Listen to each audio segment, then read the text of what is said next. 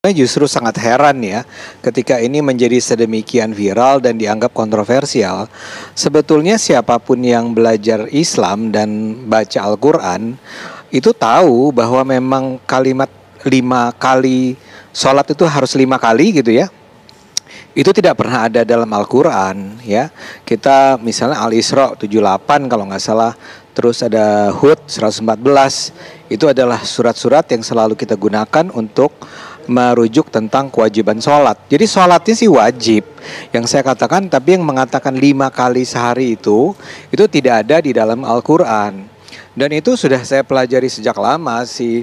Saya sih agak heran nih kenapa orang menjadi sedemikian ramai ya, seolah-olah, kecuali emang orang memotongnya menjadi saya mengatakan kewajiban sholat itu tidak ada dalam Al-Quran. Kalau kewajiban sholat jelas ada dalam Al-Quran.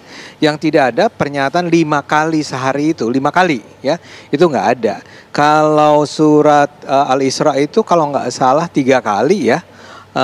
Hud juga 3 kali, 3 waktu bukan 3 kali. 3 waktu, di pagi, siang, malam gitu.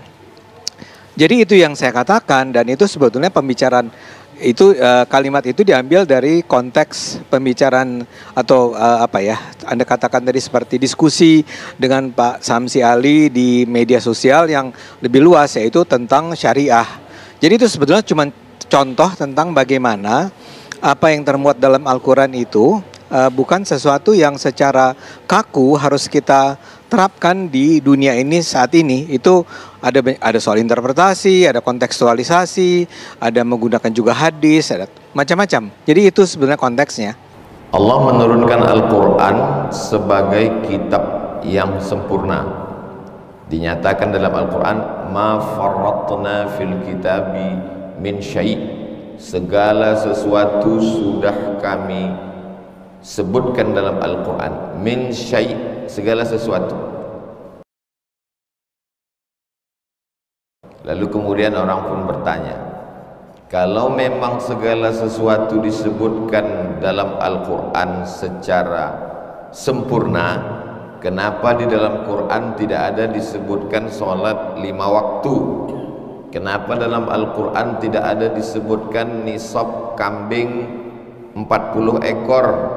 Kenapa dalam Quran tidak ada disebutkan nisab emas 85 gram zakatnya 2,5%? Kenapa di dalam Al-Quran tidak ada disebutkan tawaf 7 putaran dimulai dari Hajar Aswad?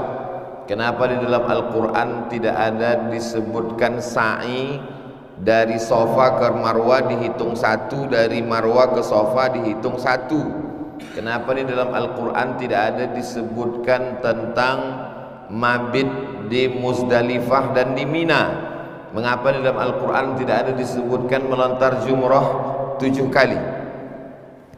Makna ma farratna fil kitabi min syai', kami sebutkan dalam Al-Quran segala sesuatu, maksudnya secara global.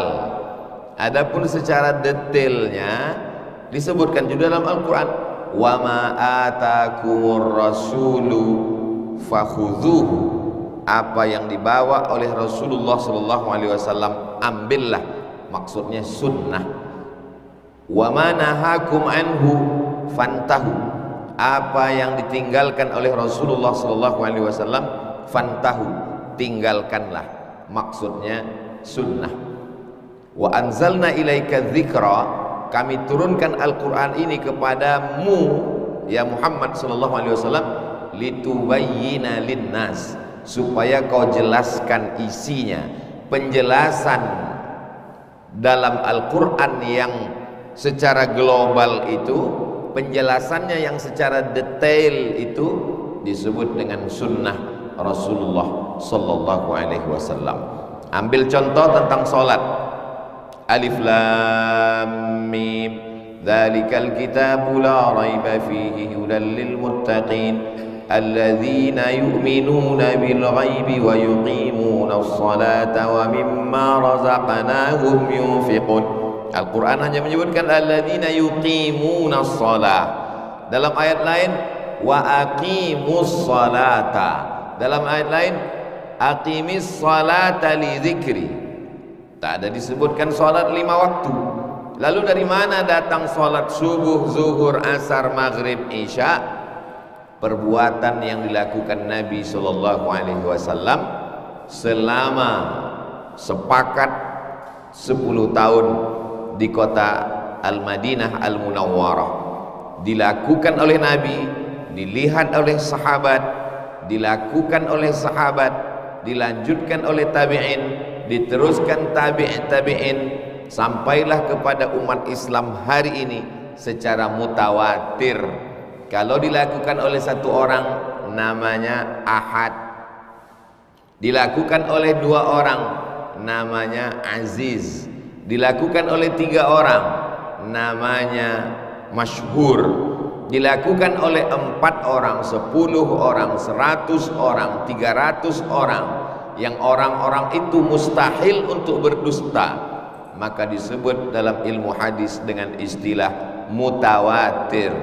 Ma rawahu jam'un an jam'in, diriwayatkan oleh sekelompok orang, bukan 1, bukan 2, bukan 3, tapi sekelompok, artinya lebih dari 3, 4, 10, 30, 40, 300. Ma rawahu jam'un, diriwayatkan oleh sekelompok orang, an jam'in, dari sekelompok orang, yastahilu tawatuhum alal kadhib, yang mereka itu mustahil berdusta.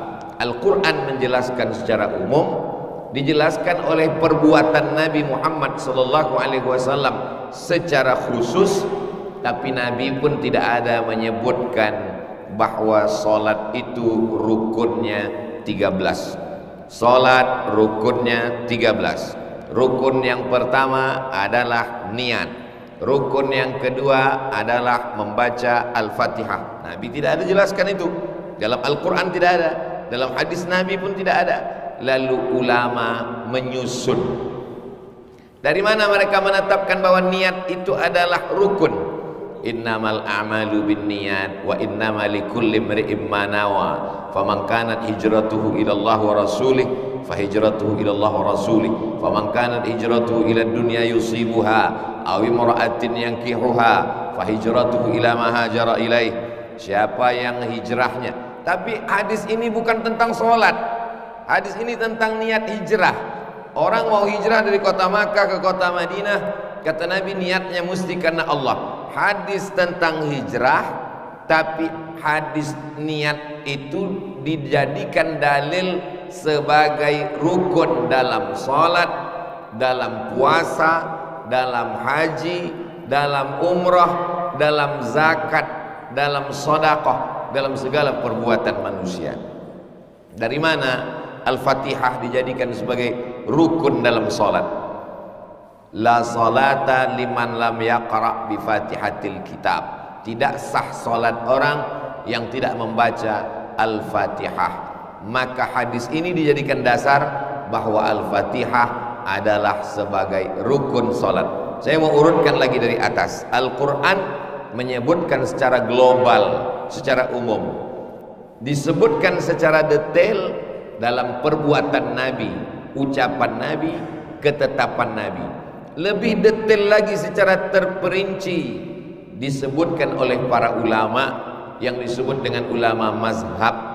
Muhammad bin Idris Asy-Syafi'i tahun 204 Hijrah. Sebelumnya ada Imam Malik bin Anas tahun 179 Hijrah. Sebelumnya lagi ada namanya Imam Abu Hanifah atau Imam Hanafi tahun 150 Hijrah. Setelah Imam Syafi'i ada lagi namanya Imam Ahmad bin Hambal di Baghdad tahun 241 Hijrah. Jadi kalau kita runutkan dari atas, Al-Quran secara global, penjelasan dalam hadis Nabi, ucapan, perbuatan, ketetapan, lebih detail lagi secara terperinci, secara sistematis